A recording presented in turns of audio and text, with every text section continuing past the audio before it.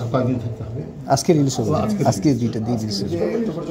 ওই সোমবারে ড্রেসিং করবে, ড্রেসিং করবে 15 দিন পরে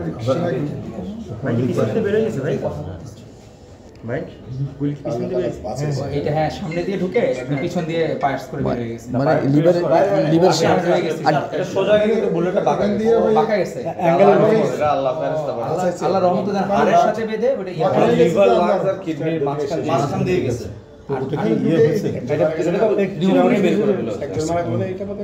এবার কে ছিল তারপরে হ্যাঁ চিটাগাং এবার কে ছিল ওরা কনফিডেন্স ফিল করতেছিল না বাকি ট্রিটমেন্ট ওনাকে বাইরে নিয়ে যান, তবে রাইট সাইড হওয়াতে সেফ হইছে। ওখানে তো ওনাদের মেশিনও আছে, পেসমেকারও আছে, হ্যাঁ পেসমেকার আছে, হ্যাঁ না আগে থেকে পেসমেকার আছে, এই জায়গায় পেসমেকার নামাজ পড়ে বাইরে সামনে এসে 10 মিনিটের মধ্যে এতটুকু ডিসটেন্স ছিল, এতটুকু ডিসটেন্স এটা গলা দিয়ে ঢুকে ওরা ডাইরেক্ট ইমপ্যাক্ট হয় গলা দিয়ে ঢুকে এখানে ইমপ্যাক্ট হয়, এজন্য ইমপ্যাক্টটা একটু কম হয়েছে।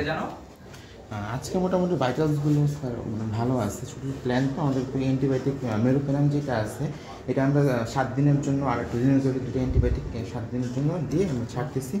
ওনার ডায়াবেটিক্সের জন্য আমরা এখানকার আমাদের ইন্টারনাল মেডিসিন এখন ছাড়ছি, আমরা প্রতীক দেওয়ান ওনাকে দেখিয়েছিলাম, উনি ইঞ্জেকশন অ্যাভাসাগ্লার আর হিউমালেক দুইটা ইনসুলিন ওনাকে প্রেসক্রাইব করছে। মোটামুটি ইনসুলিনটা যদি ব্লাড সুগারটা যদি মোটামুটি কন্ট্রোল হয় আশা করি বাকি জিনিসগুলো মোটামুটি ইনশাল্লাহ ঠিক হয়ে আসবে এখন।